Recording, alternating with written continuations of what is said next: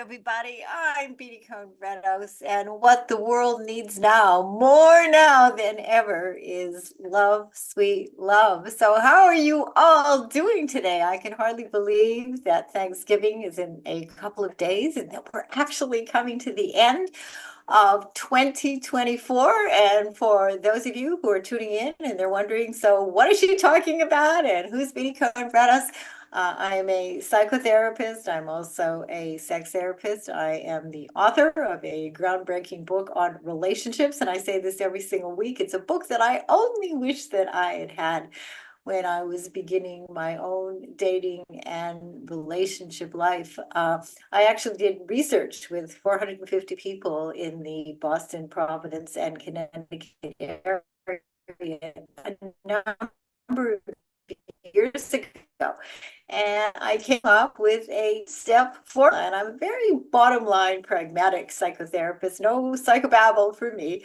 And the formula actually teaches us how to assess who's right for you and who's wrong for you before committing to any serious relationship. And, as I look at the divorce statistics, here we have a divorce rate for first marriages of 48%, the divorce rate statistic for second marriages, and this may actually surprise some of you, is 67%. And, one hopes that we've actually learned something, right? Lessons to be learned, so to speak. But the statistic continues to rise, and the divorce statistic for third and more marriages is between 71 and 72%.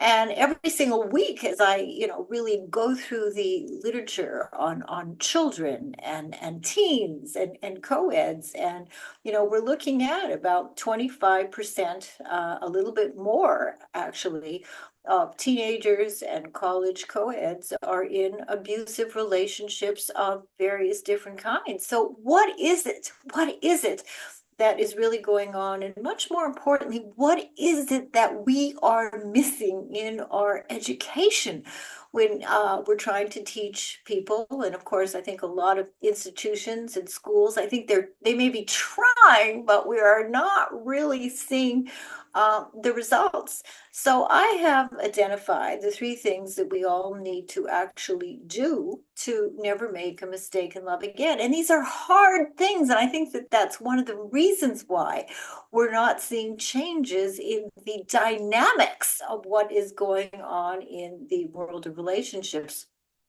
So you may say, okay, so what are the three things? Well, number one, each of us needs to be in a good place ourselves.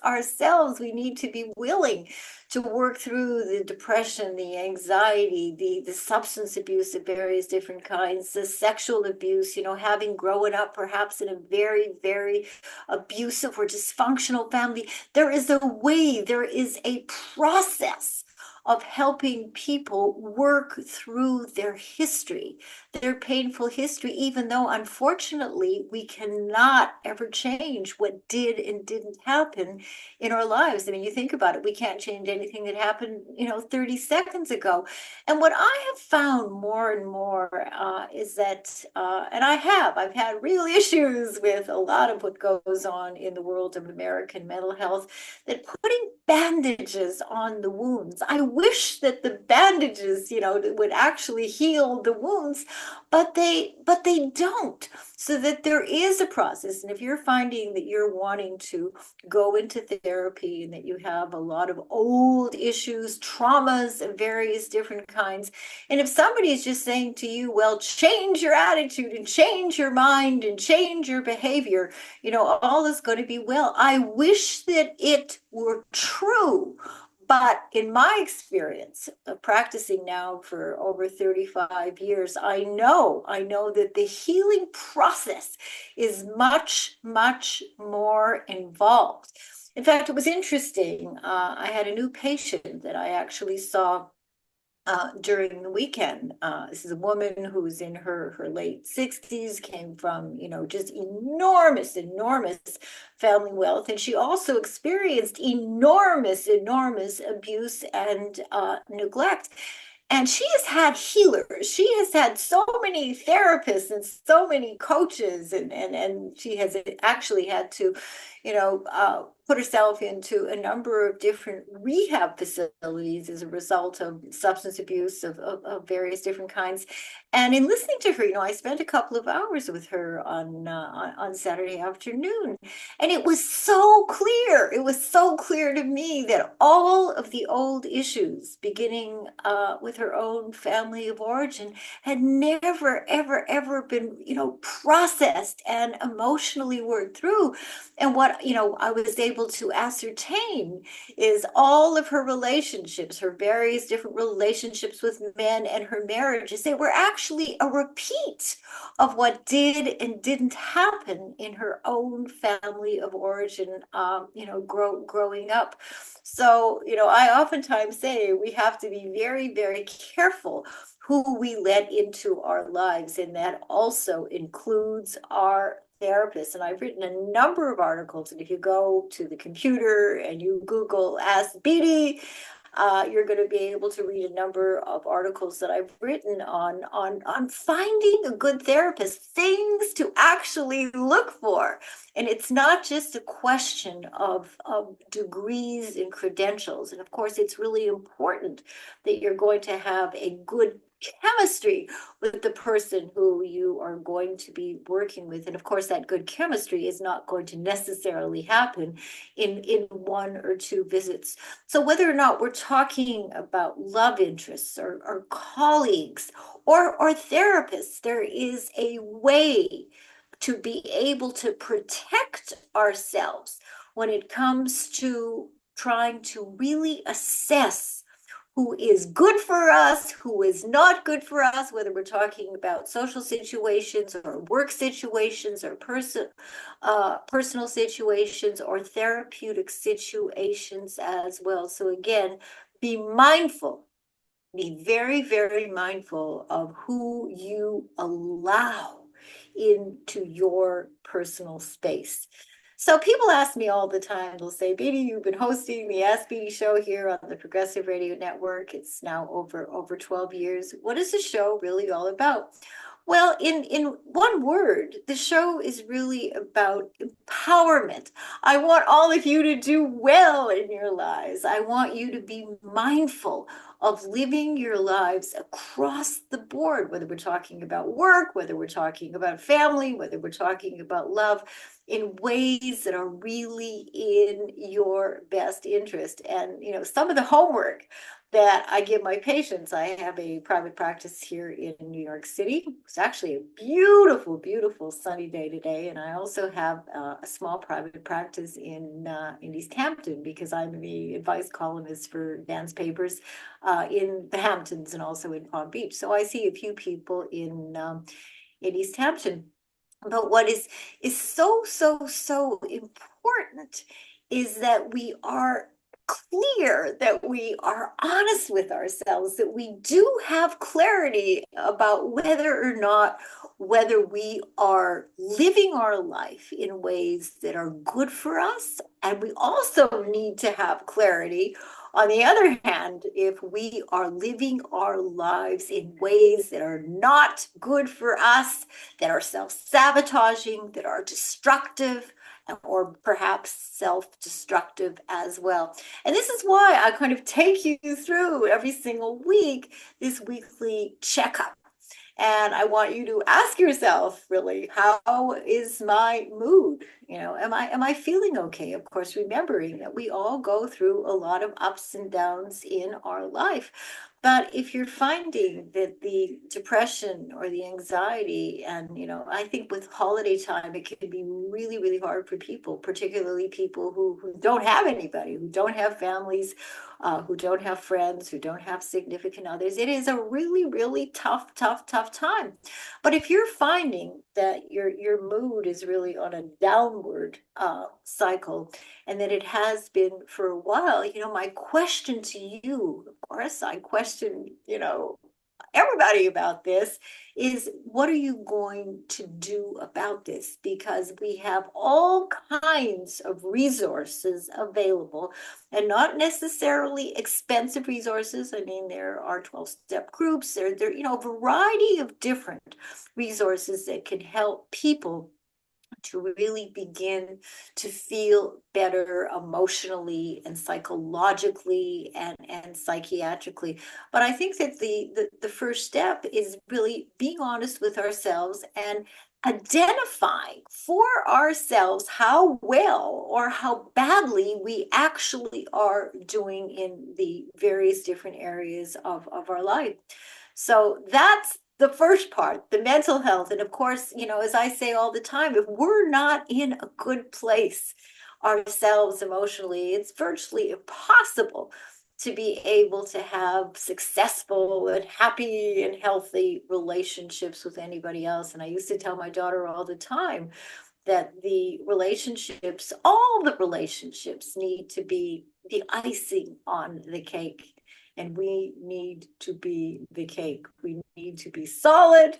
We need to be tasty. So if there is work to be done, and let's assume that you've thought about it and perhaps you dabbled in therapy at various different times in your life, but perhaps you're saying to yourself, no, I'm still not at a good place.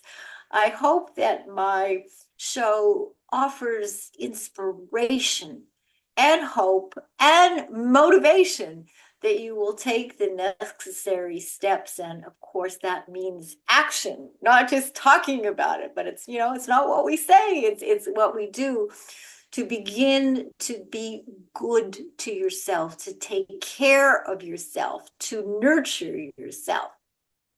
And what about relationships? Well, I've cited the divorce statistics and the domestic violence statistics. One would hope really that with all the talk about mental health and domestic violence and relationships and therapy and therapists and coaches, that we were going to see some real positive changes. And that is simply not happening. I mean, for years and years and years on this show, I've been saying that, 3 women continue to be killed every single day by their so-called intimate partner. And again, it is the process of, getting our own lives together, being clear, being really, really clear about the ingredients that go into a healthy relationship. And then whether or not we're talking about work, whether or not we're talking about friends, to give yourself permission. And I know it's not sexy, it's not lovey-dovey, to use my formula, my 10-step formula, which of course culminated in my book, For Better, For Worse, Forever, Discover the Path to Lasting Love. I think it's been out in 3 or 4 editions, and you could go to Amazon. And if you're finding that you need a guide, that you're simply not on target when it comes to making good evaluations and good assessments of our people, this book will really, really help you. And I wish that I had the book, because it wasn't really, and this is an honest statement that I'm sharing with you, that it was really not until the research did I envision looking at relationships in the way that I ended up doing, after doing the research and after doing the book. I mean, I was one of these people who I would maybe go on a date, or I would meet somebody and I'd say, I've really met this lovely person. Well, today I would never, ever, ever say I've really met a lovely person. The best that I could say would be I've met somebody who appears to be lovely. And my research found, and this was really disappointing for someone like me, who in my personal life is the most impatient person that you're ever going to want to meet. Professionally, of course, I am extraordinarily patient. The research found is that it really takes about a year to find out who somebody is and isn't. And what I have found is that we really find out who somebody is and isn't when there are problems, when there is a crisis. It's very easy to be copacetic and lovey-dovey and friendly and affectionate, when everything is going well. But when things start to go off track, then you really start to find out who this person is and is not. And this is why, people will ask me all the time about what I think are, the 2 most important ingredients that make or break relationships. And as unromantic is my answer is it really happens to be emotional communication and problem solving, because if we cannot solve problems successfully, we are never going to be able to have a successful relationship. So I think you should ask yourself, are you a great communicator? Are you a great problem solver? If there are problems in your relationship or in your friendships or with a family member, what do you do? Do you suck it up? Do you repress? Do you lash out? Do you blame? What are the things that you actually do when problems arise in your own relationships? And I think it's a very, very important question. And if you're finding, like so many people will say to me, I don't want any conflict, I don't want to make any waves. And in not dealing with differences, in not dealing with pain, in not dealing with conflict, what is it that you think we're actually doing and that we're actually saying? What we're saying is that it is okay. It is okay for you to hurt me. It is okay for you to disrespect me. And this is what the concept of enabling is really all about.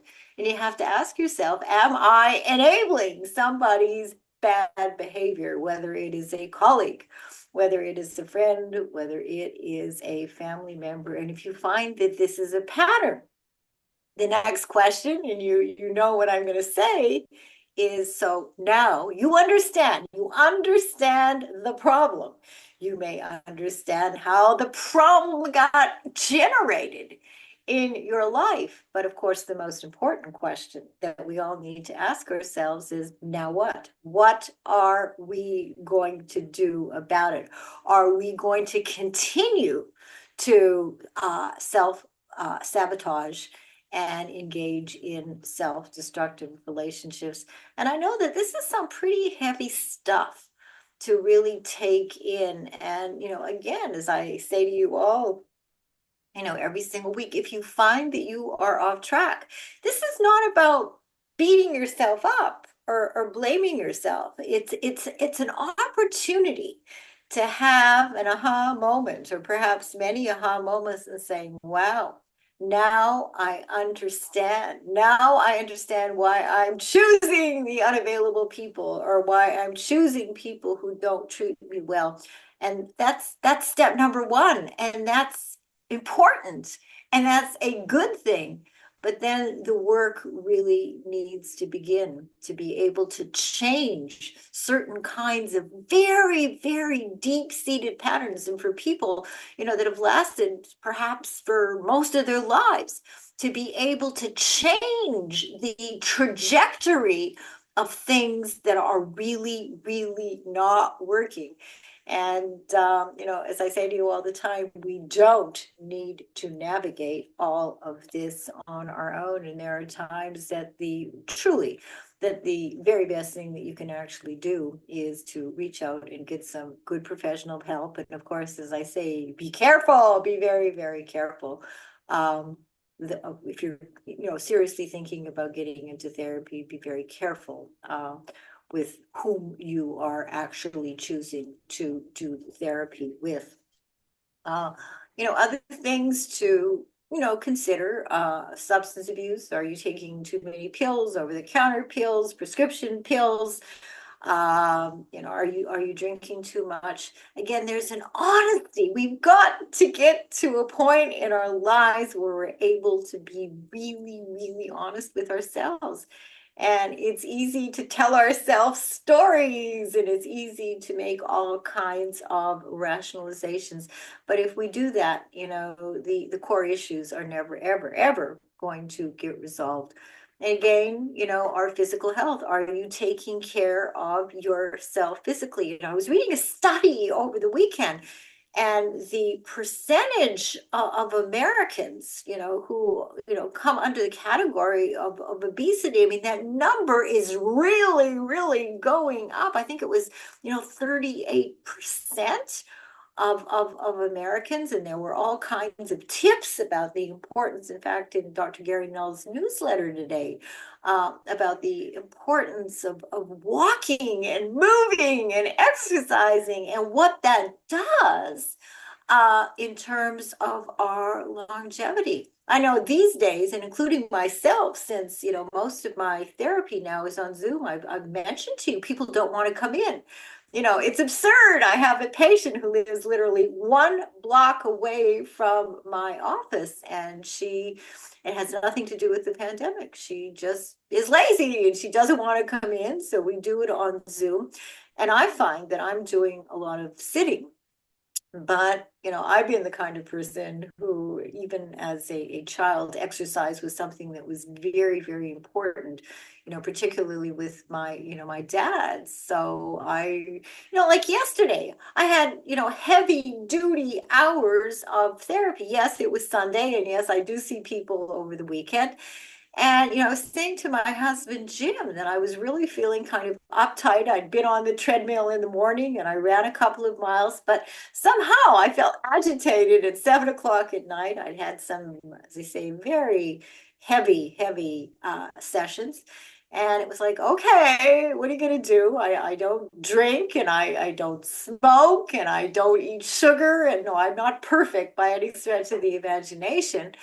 And I didn't really feel like having dinner. So what I did, thank goodness for the NordicTrack in our apartment, I got on the treadmill and I ran a couple of more miles. And at the end of that, so that had been like 4 miles yesterday, I was starting to actually feel a lot more relaxed.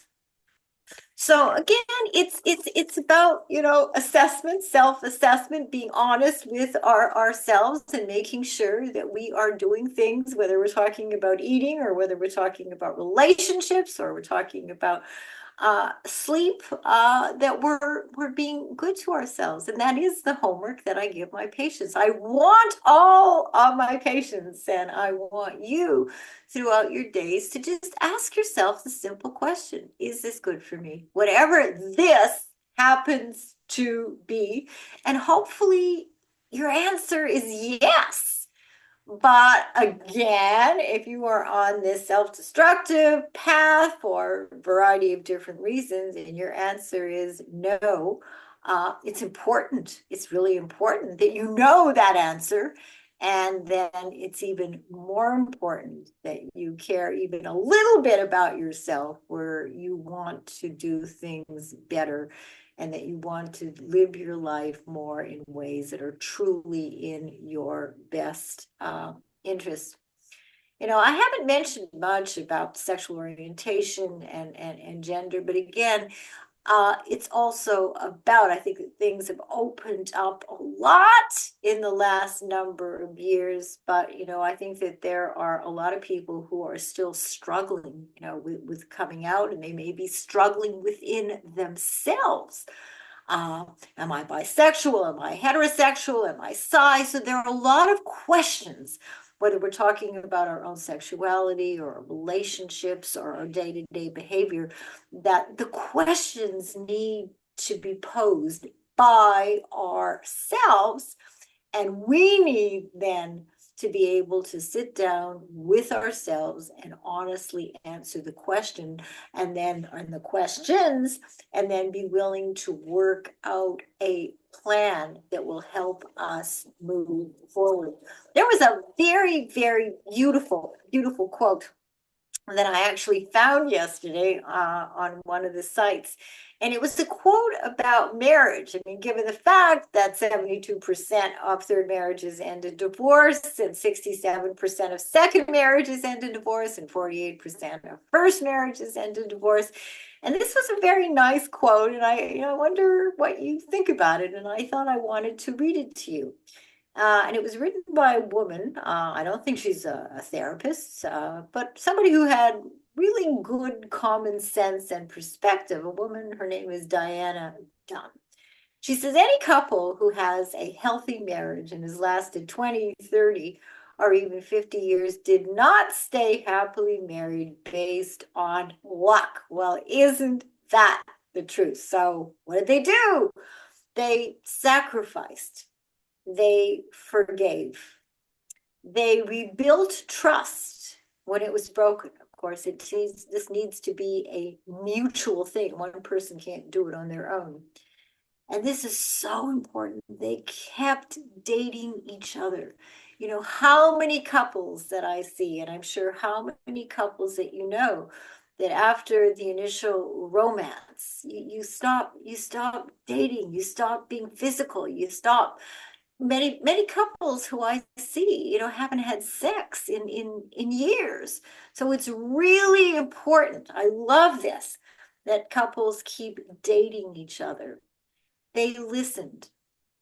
They apologized. So important. They got help when they were stuck. They made time for each other. They learned how to communicate. They cared more about their marriage than their pride.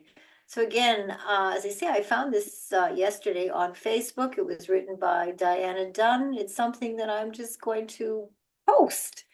And it's wonderful, wonderful common sense. And yet we don't really think about it in this way. Common sense advice to keep your marriage and to keep your relationship at the top of your list of priorities. And I know that these days, you know, it's hard, especially if you have children and you're working and you're running around and you have financial concerns and you may have, you know, in-law problems, or you're dealing with illness.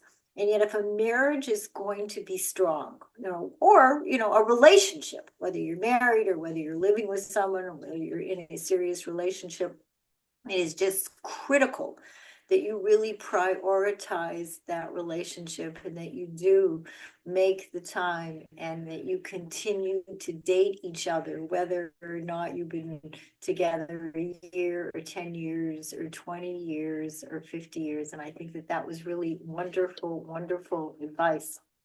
Well, this week, of course, Thanksgiving is on Thursday. You know, so many people were asking Jim, my husband, and myself, so what are you going to do for Thanksgiving? And who's invited you? And who did you invite? Well, the fact is that in our particular situation this year, we are just going to be celebrating Thanksgiving alone. But the holidays, it can really be a mixed bag of emotion and experiences. I know that when I was a little girl, and I like to tell when I was a little girl growing up in Winnipeg, Canada experiences, the holidays represented just a lot of wonderful times when the families would get together, and my mother was a wonderful, wonderful cook, and we would eat on fancy dishes, and it was just really, really a lot of fun. The family was close, and I'm an only child. And it was just, you know, it was a time where we could always just look forward to getting together and celebrating. However, for so many people, so many millions of people, and yes, it's true, there is a loneliness epidemic going on in this country.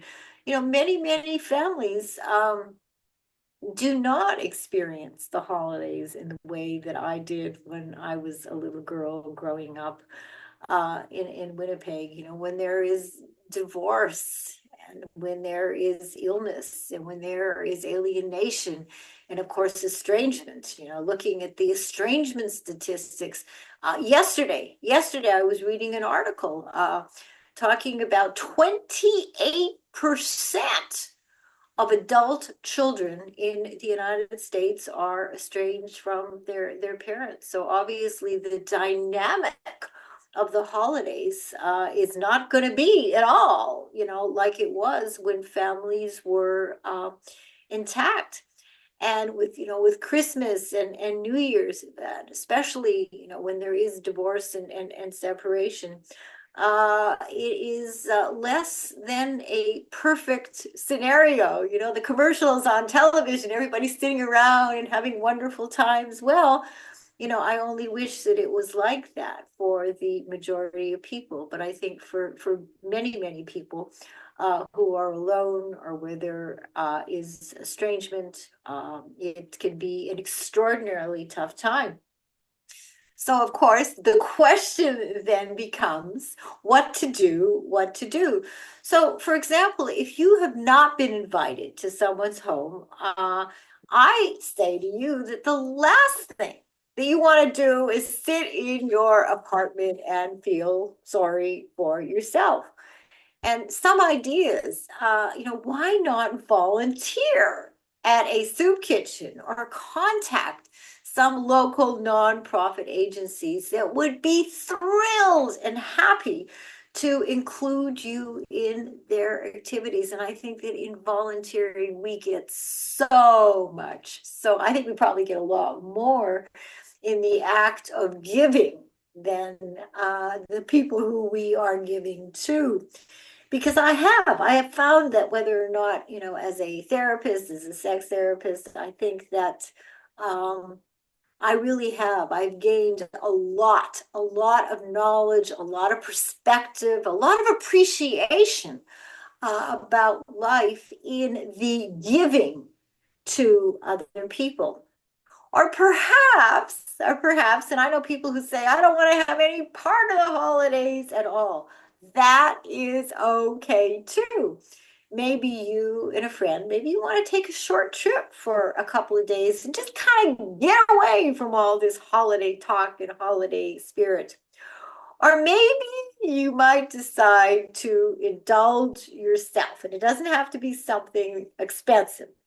And go to a restaurant by yourself. I know that when I was single at different times in my life, I would do that. I remember when I was living in Montreal, go to a really fabulous, fabulous French restaurant and I'd sit there and it was fun. It wasn't as much fun as having a partner, but it was still fun.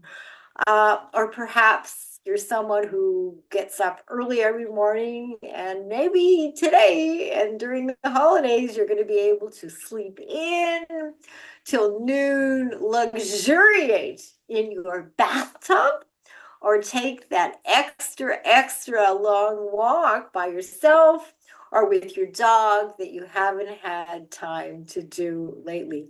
Because nurturing yourself, and here we go again, living your life in ways that are in your best interest, nurturing yourself is always an important thing to do, whether or not it is the holidays or not.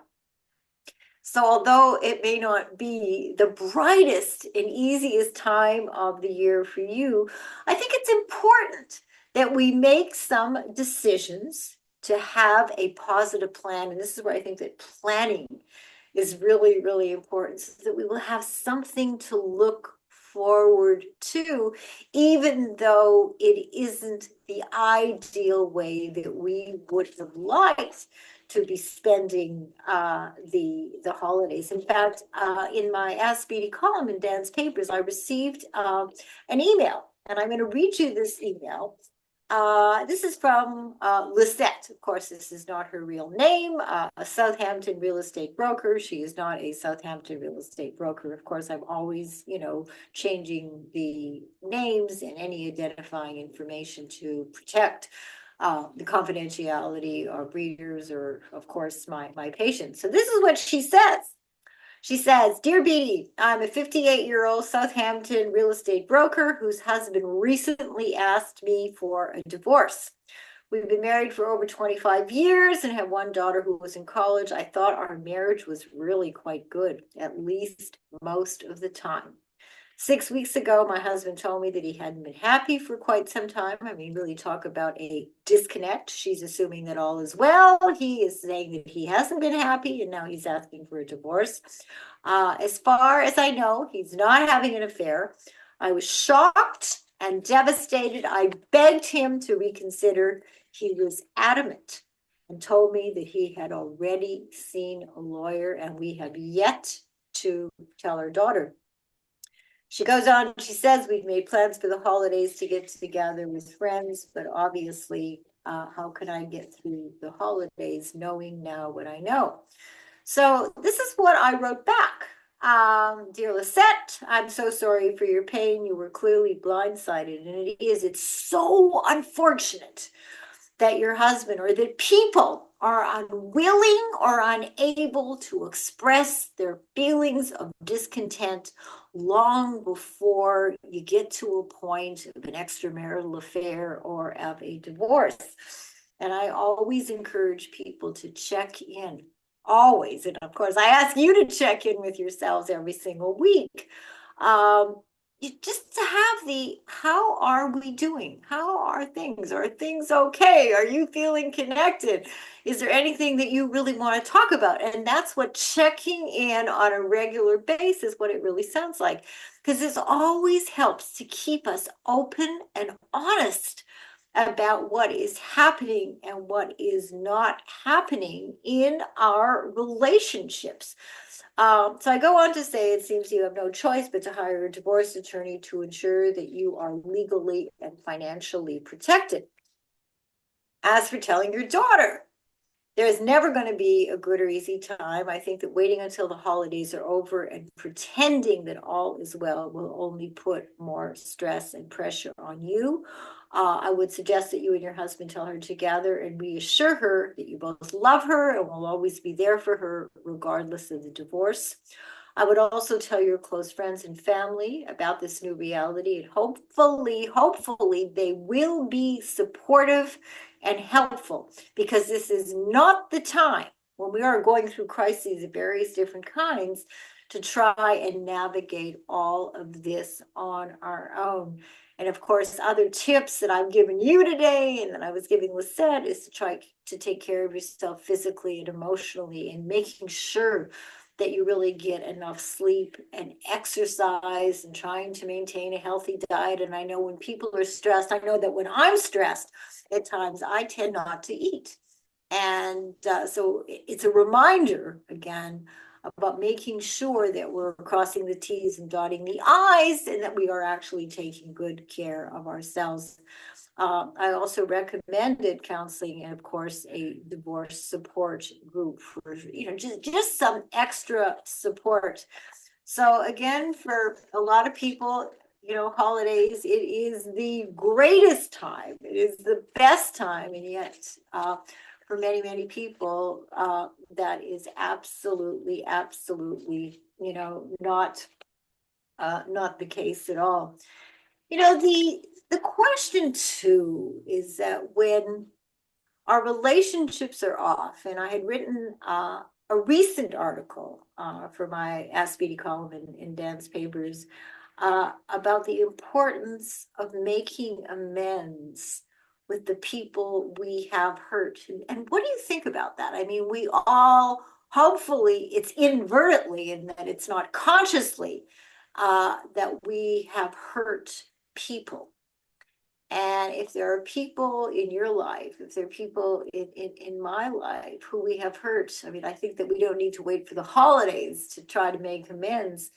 But the fact is that there is not a person alive who has not at some point, whether it was intentionally or unintentionally, hurt another human being, physically or verbally or financially or sexually. And the real question, I think, that we all have to ask ourselves is: are there people? Do we have unfinished business with anybody in our life? And of course, we need to care. Now, if we don't care about it at all, then there is no reason at all to try to make amends. But if there are people, whether or not you've had contact or haven't had contact in many, many years, where you feel, there's just this unfinished business that has really hung over you off and on in your life, that you would like to try to perhaps resolve differences that were never taken care of at the time when there were disagreements, or at the time when there were a lot of hurts. So that's the question. Are there people who you have hurt? Not just people who may have hurt you or harmed you, because then you wonder, do they have any interest? Are they aware of the harm and the hurt that they have caused you, perhaps? And are they interested at all in trying to repair or in trying to make amends? But remember, we can't force anybody to do anything. We can't change anybody, only ourselves. So, perhaps it was your children that you inadvertently, unintentionally did things to hurt where there was harm. Was it family? Was it maybe a significant other or a coworker or a friend? And I think a really important question for all of us is, were we unaware of the harm, of the hurt that we caused? Did we not care? Or was the intention actually to hurt the other person for whatever reasons? Because I wonder, if we are aware, and of course we need to care, you wonder, so what was it that stopped you from wanting to apologize and to say, I'm sorry what I did, or I'm sorry what I didn't do, or I'm sorry the way I talked to you? Was it false pride? Was it anger? Was it fear of not being forgiven that actually stopped you from doing the right thing?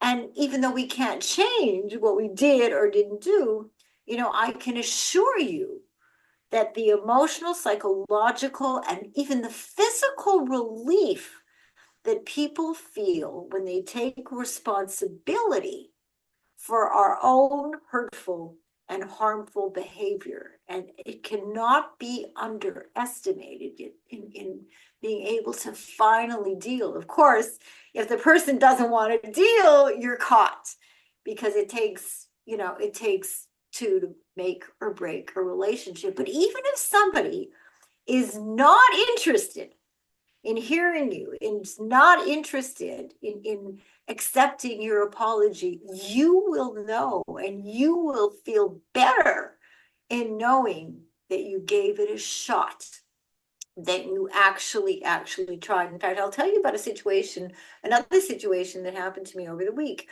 The article that I wrote in Dan's papers on estrangement is an article. I cannot even begin to tell you how many dozens and dozens of emails that I received from absolutely wounded parents who are estranged from their adult children.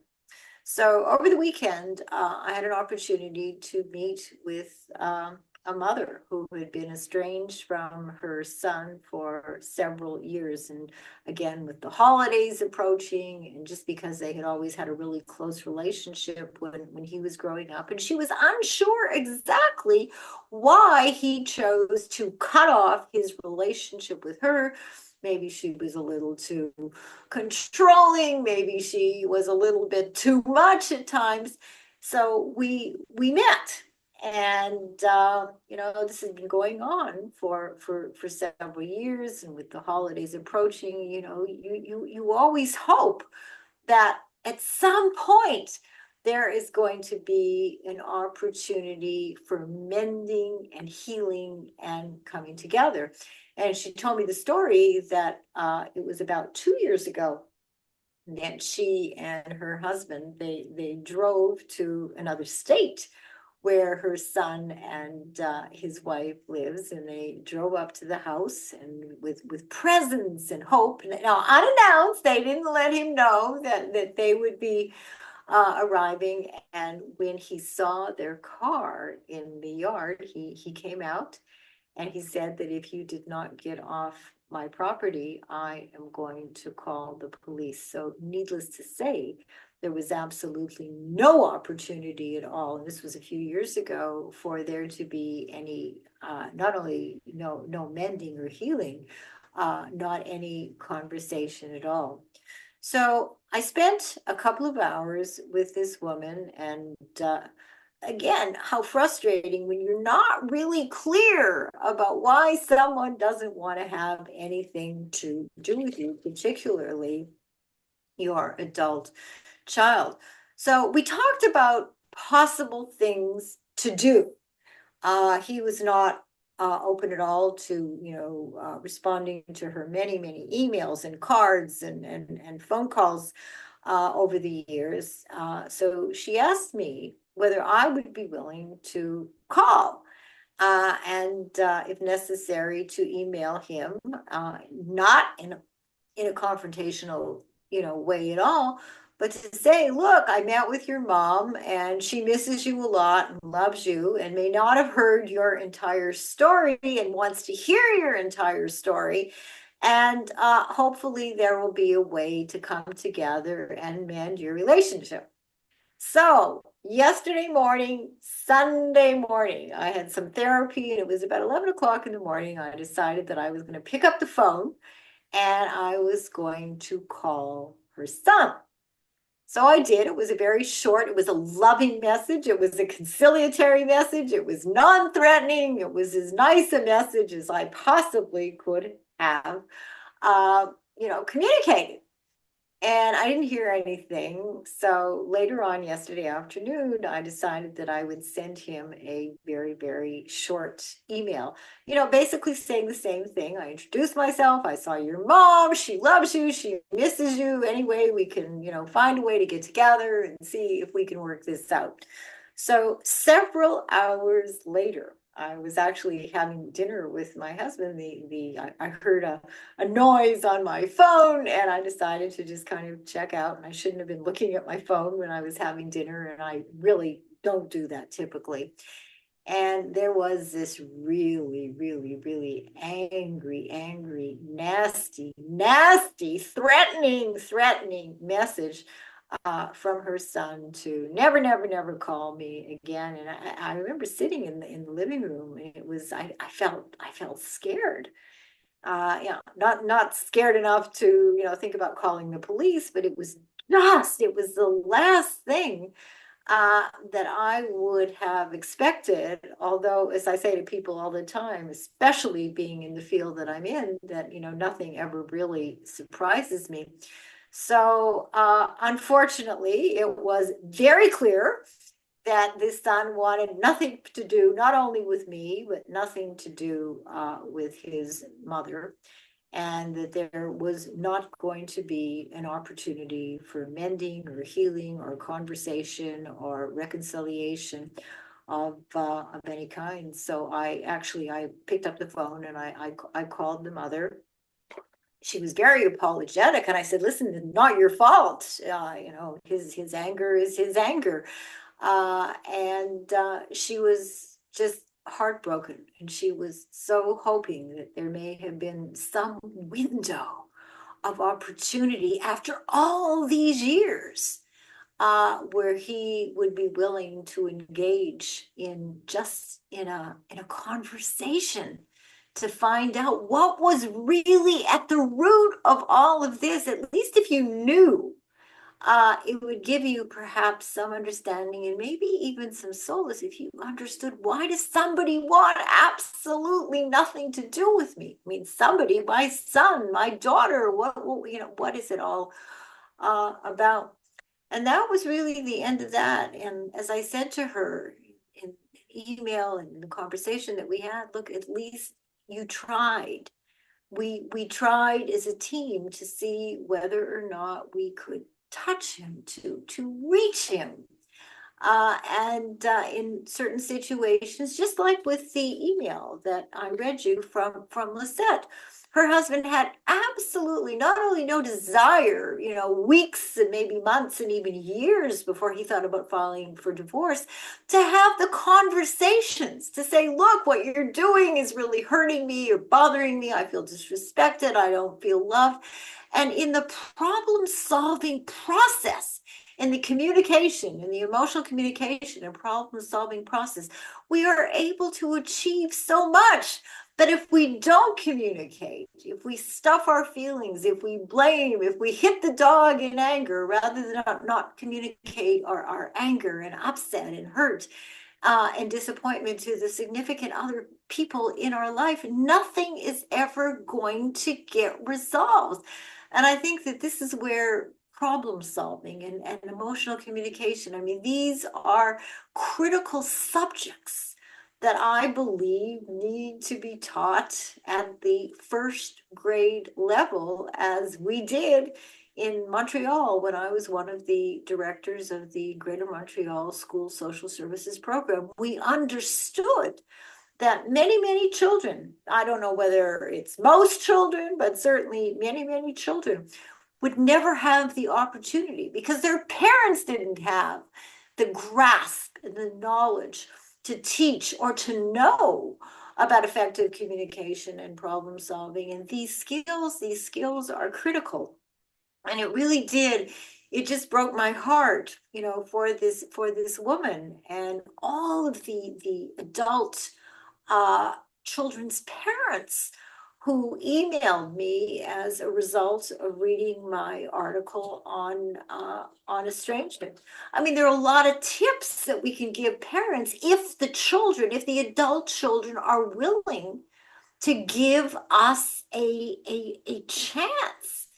And in looking at some of the statistics, sociologist Carl Pilmer, very famous sociologist, he conducted a survey in 2019 involving a nationally representative sample of almost 1,400 Americans aged 18 and older, whose demographics closely mirrored the United States population. And the data revealed no statistically significant differences in estrangement levels by race, marital status, gender, educational level, and region where the respondents lived.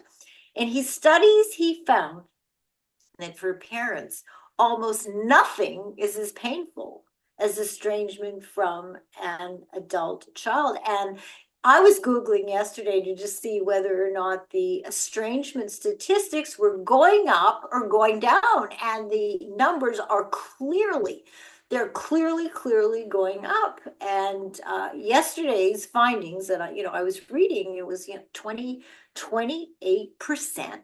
When you think about it, 28% of adult children don't want to have anything to do with their parents. No, obviously, if it's a dangerous, toxic, horrible situation, you're not going to want to engage with anyone, parents or anyone, if you are emotionally, physically, sexually in a position where you feel, unsafe. But what I have found, and there's a psychoanalyst, her name is Dr. Galit Atlas, psychiatrist here in New York City, wrote a wonderful book on estrangement. And what she found is that most families need repair, not permanent rupture. And I completely agree. I mean, how else can we love others and ourselves if not through accepting the limitations that come with being human? We all mess up. We all make mistakes. We all say things and do things that are harmful and hurtful. But if we're not able, and if we're not willing, and if we're not given a chance to try to repair and make amends, you have to really wonder, what kind of relationships are we really in? I mean, if somebody doesn't care enough, they don't care enough. It's something so painful, and yet it's something very important that we realize, because people who really care about relationships and about the people will do almost anything to try not only to make amends, but to try and repair relationships, regardless of how dysfunctional they may have been in the past. And good relationships, they are the result not of a perfect level of attunement, because nothing is perfect, but rather of successful adjustments. And I love Dr. Galit's phrase, right? They're not the result of perfect attunement, where everything is great, everything is perfect, everything is wonderful. That is impossible under the best of circumstances. There are always going to be the inevitable ups and downs, but rather of successful adjustments. And yet all we can do, is try. but we need to have somebody who is willing to try with us. And I know that yesterday, I think the mother and I also, I mean, I was really, kind of startled at the son's aggressive and hostile and threatening response to me, just asking him whether or not he would be willing to have a conversation with me, with his mom, to see whether or not they could work out their differences. The Beatles song, we can work it out, we can work it out. And there's so many things that really can be worked out if people are only willing to acknowledge, address, and resolve as best as we can the issues and the differences that get in the way of our life and our relationships. Well, here we are again, and I do this at 3:57 every single Monday. I can hardly believe that this time has come and gone here again on the Ask Beatty show. And I want to leave you, as I do every week, with my two weekly messages. The first, of course, okay, take this in. It's really important that you are doing everything that you could possibly do to be living your life in ways that are in your best interest. You deserve it. You deserve to be loved. You deserve to be respected. You deserve this. And you deserve to treat yourself well at all costs. And if you're not quite sure how to do this, well, you know what you need to do. You need to reach out and find a path toward self-love. And secondly, of course, we all need to do around the world, not just in our own families, doing a much, much, much, much better job in learning to accept each other, differences and all, and respect each other and love each other. And I'm really hoping that for the majority of you who are listening, that you are going to have a really nice Thanksgiving. Even if you're alone, you can get this great dinner somewhere. You can have a restaurant cater you, even if it was a dinner for one.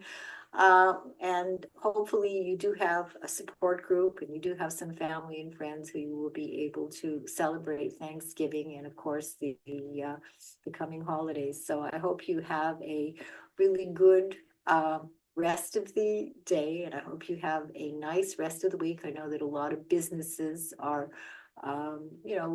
giving their employees a little bit of time off, and I will talk with you next week and every week, hopefully, for the next 100 years here on the Ask Beatty show, right here on the Progressive Radio Network. So take care of yourself and be well, and we'll talk soon. Bye-bye, everybody.